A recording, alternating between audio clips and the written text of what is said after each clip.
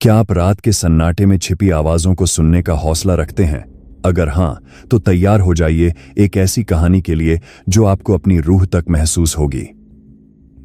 नमस्कार दोस्तों, story night के एक नए एपिसोड में आपका फिर से स्वागत है। यहां आपको मिलेंगी हर तरह की डरावनी कहानियां। आज की कहानी भी बहुत डरावनी होने वाली है, तो चलिए बिना किसी वक्त गवाएं आज की कहानी शुरू करते हैं। मैं जयपुर के सरकारी दफ्तर में कलेक्टर पद पर हूं। हाल ही में मेरा तबादला बीकानेर में हो गया। थोड़ी मायूसी थी इस तबादले की खबर से। वैसे तो प्रमोशन के साथ तबादला हुआ था, पर जयपुर छोड़कर जाने का मन नहीं था। बहुत ही खूबसूरत शहर है, कितनी यादें जुड़ी हैं इस शहर से। सुमन को ब्याह कर इसी शहर में लाया था 4 साल पहले, और मेरी नन्ही सी आलिया भी इसी शहर में पैदा हुई थी। ओह, मैं चाहता था कि मेरी आने वाली अगली संतान भी यहां ही होती, पर होनी को कुछ और ही मंजूर था। विनय, क्यों दिल छोटा कर रहे हो? यह क्या कम अच्छी खबर है कि तबादले के साथ प्रमोशन भी मिला है? देखा, हमारा आने वाला नन्हा राजकुमार कितना भाग्यशाली है, सुमन ने मेरी आंखों में देखते हुए कहा। मैं मुस्कुरा दिया, पर ना जाने क्यों एक अनजाना सा डर मन में घर कर गया था कि सब कुछ सही नहीं हो रहा। बहरहाल वह दिन भी आ गया जब भारी मन से जयपुर को अलविदा कहना पड़ा। बीकानेर का वह सरकारी क्वार्टर जयपुर से बड़ा था और बच्चों के खेलने की जगह भी ज्यादा ही थी। देखा विनय बाबू, हमने कहा था ना कि जो होता है अच्छे के लिए होता है। कितना खूबसूरत क्वार्टर है, सुमन घर को निहारते हुए बोली। हां वो तो है, पर मैं कुछ बोलता सुमन मेरी बात काटते हुए बोली, पर वर कुछ नहीं, आप बेकार ही परेशान हो जाते हो। सुमन की बात में दम था। मैं शायद बेकार ही परेशान हो रहा था, पर मैं उसे समझा नहीं पा रहा था कि एक अनजान सा डर मेरे अंदर समाया हुआ था। पता नहीं उस जगह से कैसा अजीब सा रिश्ता था। उस जगह पर मेरा दम घुटता था। ठीक हमारे क्वार्टर के सामने एक बड़ा सा मैदान था, और उस मैदान के आगे एक बहुत ही पुरानी हवेली थी। उस हवेली को सब लाल हवेली कहकर संबोधित करते थे, क्योंकि उसका पूरा रंग लाल था। जब भी उस हवेली को देखता था तो एक अजीब सा खिंचाव उस हवेली की तरफ महसूस होता था। ऐसा लगता था कि वह हवेली मुझे पुकार रही है। एक दिन रात को अचानक मेरी आंख खुल गई। मुझे किसी के बहुत तेज तेज चीखने की आवाज आ रही थी। मैंने उठकर देखा तो सुमन आराम से सो रही थी, और हमारी गुड़िया भी आराम से उसके साथ सो रही थी। फिर मैंने खिड़की से बाहर झांक कर देखा। वह आवाज बाहर से ही आ रही थी। कोई चीख कर किसी को पुकार रहा था, पर किसको यह ढंग से सुनाई नहीं दे रहा था। मुझे न जाने क्यों ऐसा लगा कि वह आवाज सामने वाली लाल हवेली से आ रही थी। मैं बहुत देर तक उस हवेली को देखता रहा, और वह आवाज तेज होती चली गई और मुझे अपनी तरफ खींचने लगी। तभी सुमन जाग गई और बोली, आप यहां क्या कर रहे हैं? चलिए आइए सो जाइए, फिर सुबह जल्दी उठकर दफ्तर भी तो जाना है। उसकी आवाज जैसे मुझे किसी अनचाही शक्ति की पकड़ से वापस खींच लाई। मैं जाकर सो गया। सारा दिन दफ्तर में मैं उस अनजान आवाज के बारे में सोचता रहा। क्या वह सच में आ रही थी या मेरा भ्रम था? मैं किसी से इस बारे में बात भी नहीं करना चाहता था। नया दफ्तर था, नए लोग थे, पता नहीं क्या सोचे मेरे बारे में। उस दिन शाम को जब मैं दफ्तर से घर लौट रहा था तो मेरी गाड़ी अचानक उस हवेली के सामने ही खराब हो गई। ड्राइवर ने उतर कर देखा तो गाड़ी का टायर पंचर हो गया था। उसने मुझसे कहा कि उसे 15 मिनट लगेंगे इसे ठीक करने में। मैंने उसे कहा कि वह चिंता ना करें और आराम से अपना काम करे। घर पास में है, मैं यहां से चलकर चला जाऊंगा। मैं धीरे धीरे घर की तरफ चलने लगा। रास्ता हवेली से होकर ही गुजरता था। जैसे ही हवेली के सामने पहुंचा तो ना जाने क्यों मैंने सिर उठाकर हवेली की तरफ देखा। जब भी उस हवेली को देखता एक अजीब सा खिंचाव महसूस होता था, और आज जब हवेली के सामने खड़ा हुआ था तो वह खिंचाव और भी ज्यादा महसूस हो रहा था। उस हवेली को देख ऐसा लगता था कि जैसे मैं उसके चप्पे चप्पे से वाकिफ हूं। तभी मुझे किसी के चीखने की आवाज सुनाई पड़ी। मैंने इधर उधर देखा तो मुझे छत पर एक परछाई भागती नजर आई। मेरे कदम खुद ब खुद हवेली के अंदर चले गए। ऐसा लगा जैसे किसी ने मुझे हवेली के अंदर खींच लिया हो। मैं सीधे छत की तरफ भागा। छत पर पहुंचकर मुझे ताज्जुब हुआ कि मुझे छत पर आने का रास्ता कैसे मालूम था। मैंने चारों तरफ नजर घुमाकर देखा, पर मुझे कोई नजर नहीं आया। क्या वह परछाई मेरा भ्रम थी? यह सोचते सोचते मैं छत से नीचे उतरने लगा। तभी अचानक मुझे ऐसा लगा कि किसी ने मुझे जोर से धक्का दिया। मुझे संभलने का मौका भी नहीं मिला और मैं सीढ़ियों से लुढ़कता हुआ नीचे फर्श पर गिर गया। मेरे हाथ पैर बुरी तरह छिल गए और काफी चोटें आईं। मैं जैसे तैसे अपने आप को संभालता हुआ उस हवेली से बाहर निकलने लगा। तभी सामने की दीवार पर लाल रंग से किसी ने बड़े अक्षरों में लिखा, बदला। पर जैसे ही मैं उसके पास गया, वह शब्द अपने आप मिट गए। फिर पलटकर सामने वाली दीवार पर देखा तो वहां लिखा हुआ था, खून का बदला खून। मैं तेज कदमों से भागता हुआ हवेली से बाहर आ गया और अपने क्वार्टर पर पहुंच गया। मेरे शरीर पर इतनी चोटें देख सुमन हैरान हो गई और भागते हुए मेरे पास आई। ये आपको क्या हुआ विनय? कहां से गिर गए आप? यदि मैं सुमन को सच बता देता तो वह डर जाती, और उसकी ऐसी हालत में मैं उसे कोई दिमागी परेशानी नहीं देना चाहता था। वो मैं दफ्तर की सीढ़ियों से गिर गया था। मैंने उससे नजरें चुराते हुए कहा, तो वहीं पर आपको पट्टी करा लेनी चाहिए थी। आप भी अपना ध्यान बिल्कुल नहीं रखते। यहां बैठ जाइए, मैं डॉक्टर को अभी फोन कर देती हूं। डॉक्टर आकर मेरी मरहम पट्टी करके चला गया। मैं बिस्तर पर बैठा हुआ था कि सुमन ने आकर मुझे हल्दी वाला दूध पकड़ाया और इशारे से पूरा खत्म करने को कहा और अपना काम करने चले गई। मैं खिड़की से लगातार उस लाल हवेली को देख रहा था। आज जो कुछ उस हवेली में हुआ, उसने मेरी नींद उड़ा दी थी। मैं समझ नहीं पा रहा था कि वह कौन था जिसने मुझे धक्का दिया, क्यों किसी ने बदला जैसे शब्द दीवार पर लिखे, और कैसे वह शब्द मेरे वहां पहुंचते ही अपने आप गायब हो गए। रात गहरी हो चुकी थी, पर मेरी आंखों में नींद नहीं थी। मैं सिर्फ उस हवेली को देख रहा था। तभी मुझे उस हवेली से फिर से किसी के चीखने की आवाजें आने लगीं। धीरे धीरे वह आवाजें से तेज होती चली गई और मुझे साफ साफ सुनाई भी देने लगी।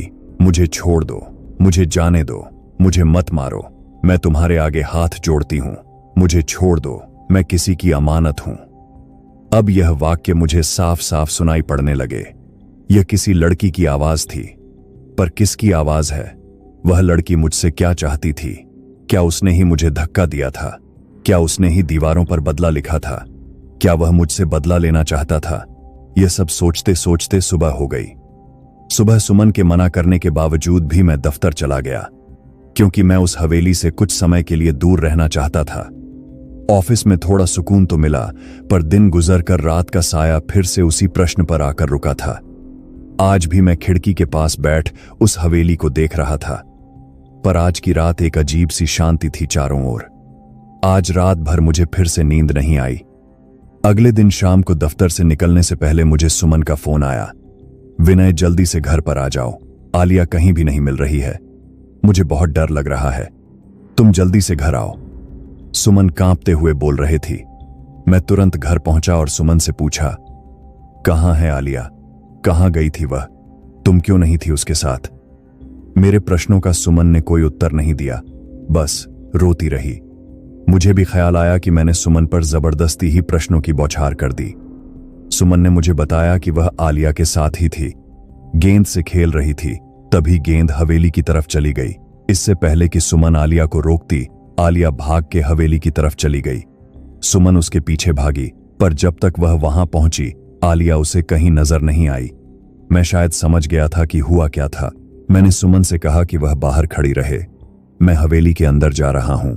मैंने उसे समझाया कि चाहे जितना भी शोर हो, उसे कितनी भी चिल्लाने की आवाजें सुनाई पड़े, पर वह अंदर नहीं आएगी। सुमन प्रश्न भरी निगाहों से मुझे देख रही थी, पर मेरे पास उसे समझाने का वक्त नहीं था। मैंने उसे आश्वासन दिया कि वह मुझ पर भरोसा रखे। मैं हमारी बिटिया को लेकर जल्द वापस लेकर आऊंगा। मैं हवेली के अंदर पहुंचा, तभी किसी की हंसी की आवाज मुझे सुनाई पड़ी। फिर उस आवाज ने कहा, आखिर आ ही गए तुम। अंदर ही अंदर मुझे डर लग रहा था, पर मैं दृढ़ता के साथ खड़ा रहा। खड़े खड़े मैंने चारों तरफ नजर घुमाई और फिर बोला, आंख मिचौली ही खेलोगी या काम की बात भी करोगी? तुम्हें मैं चाहिए था तो लो, मैं आ गया। मैं जानता हूं मेरी बेटी तुम्हारे कब्जे में है, उसे छोड़ दो। मेरी इतना कहते ही उस हवेली के बड़े से कमरे में शांति छा गई। ऐसा लग रहा था मानो दूर से कोई उसका मुआयना कर रहा हो। मेरी आंखें भी कमरे की हर जगह को ताड़ रही थीं। कमरे के सन्नाटे को पायल की आवाज ने तोड़ा। छम छम छम छम। आवाज हवेली की गैलरी से आ रही थी और धीरे धीरे नीचे कमरे की तरफ बढ़ती जा रही थी। मैं फिर से कह रहा हूं कि मेरी बेटी को छोड़ दो। तुम्हें मुझसे काम है ना, मुझसे बदला लेना है तो लो, पर उस मासूम को छोड़ दो। मैं चिल्लाकर बोला, मासूम? हर बच्ची अपने पिता के लिए मासूम ही होती है, पर तुम जैसे दरिंदे उसकी मासूमियत को कुचल देते हैं। तब उसके पिता पर क्या गुजरती है इसका अंदाजा है क्या तुम्हें? वह आवाज चीख कर बोली। मेरी समझ में कुछ भी नहीं आ रहा था। उस आवाज ने मुझे दरिंदा क्यों कहा? मैंने तो कभी भी किसी का नुकसान नहीं किया। तुम क्या कह रही हो? मुझे कुछ भी समझ में नहीं आ रहा। तुम्हें मुझे यह बताना होगा कि तुम्हारी मुझसे क्या दुश्मनी है। मैंने उसे समझाते हुए कहा। तभी चारों तरफ धुआं ही धुआं हो गया और उस धुएं के बीच में से मुझे एक लड़की छलकर अपनी तरफ आती दिखाई दी। होठों को चेहरे तक घूंघट में दबाए, सफेद और लाल रंग का गहरी लहंगा चोली पहने हुए, जिसकी किनारे गोटे से पटे हुए थे, गले में आभूषणों की बड़ी सी माला, दोनों हाथों में गहरे हरे रंग की चूड़ियों की बड़ी सी लड़ी और होठों पर कोई भी जज्बात नहीं। उसकी पायल की छम छम रात के सन्नाटे में गूंज रही थी। उसके कदम मुंह से 1 फुट की दूरी पर आकर ठहर गए। घूंघट के पीछे से उसकी नजर मुझे ही देख रही थी। कुंवर अमर प्रताप सिंह, तो आपको कुछ भी याद नहीं? शायद मुझे ही याद दिलाना पड़ेगा। उस औरत ने एक चुटकी बजाई और बोलना प्रारंभ किया। जैसे जैसे वह बोलती जा रही थी, वैसे वैसे वह घटनाक्रम मेरी आंखों के सामने मुझे नजर आने लगा। देखो अमर प्रताप सिंह, अपने आप को देखो। इस विशाल हवेली के इकलौते वारिस घमंड और नशे में चूर। कभी किसी गांव वाले को इंसान तो समझा ही नहीं तुमने।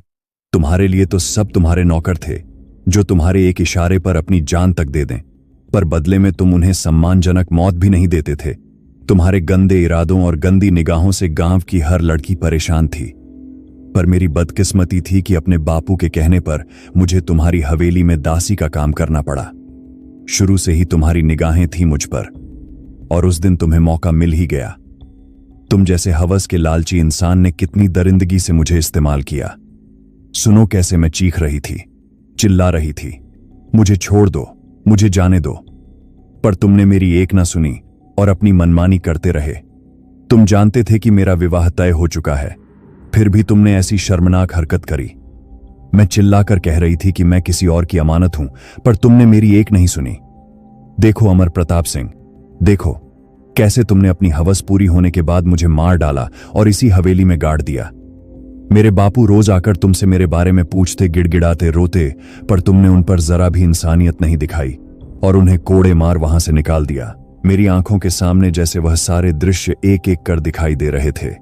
मैं हतप्रभ था, हताश था कि मेरा ऐसा भी कोई जन्म था जब मैंने दरिंदगी की सारी हदों को पार कर दिया था।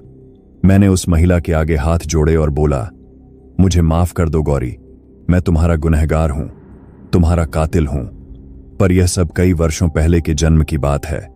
मैं आज वह नहीं हूं जो तुम मुझे समझ रही हो। इस जन्म में मैं विनय हूं।